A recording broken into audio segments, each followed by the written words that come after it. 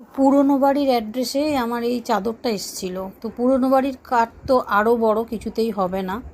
তো আমি এটা কিং সাইজের অর্ডার দিয়েছিলাম, কি করে যে এটা ছোট হচ্ছে আমি বুঝতে পারছি না। ওখানে তো হবেই না, আর ইলাস্টিক দেওয়া তো চারিদিকে।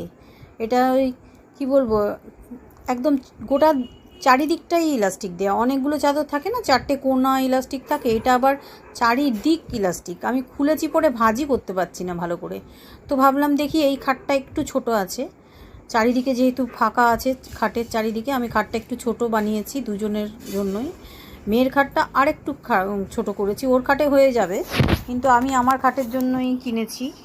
যেহেতু ওর খাটের অনেকগুলো চাদর আছে, আমি ভাবলাম আমার খাটটাতেই পাতবো। দেখলাম এটা হচ্ছেই না কিছুতে।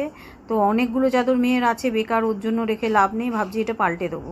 আর চারিদিকটা ইলাস্টিক, এবার ইলাস্টিকগুলো যদি ঢিলা হয়ে যায় তাহলে কীরকম হবে আমি জানি না। তাই ভাবলাম এটা ফেরতই দিয়ে দিই, হচ্ছে না যখন। কিং সাইজ লিখে কেন যে এই ছোটো চাদর দেয় আমি বুঝতে পারি না। চাদরটা দেখতে খুবই ভালো ছিল, এই কালারটাও ভালো ছিল, কিন্তু আমি নিতে পারছি না, কি করব। আর এই যে ভাঁজ করাটা দুরূহ হয়ে যাচ্ছে, মানে কোনা খুঁজে পাওয়া যাচ্ছে না। পুরো চারিদিকটাই তো মানে ইলাস্টিক দেওয়া না, আমি কোনা খুঁজে পাচ্ছি না কিছুতে, ভালো করে ভাঁজ করতে পারছি না। যাই হোক, ওরা এলে দিয়ে দেবো, কি আর করা যাবে। এরকমভাবে মুড়ে আমি রেখে দিই।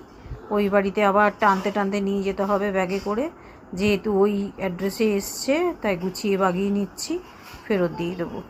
মানে এটা রিটার্ন করে অন্য কিছু নিয়ে নেবো। আবার ভাবছি অন্য চাদর, এই চাদর আর নেবো না, আমার আছে এরকম ধরনের, আর এই চাদর নেবো না, প্লেনই নেবো।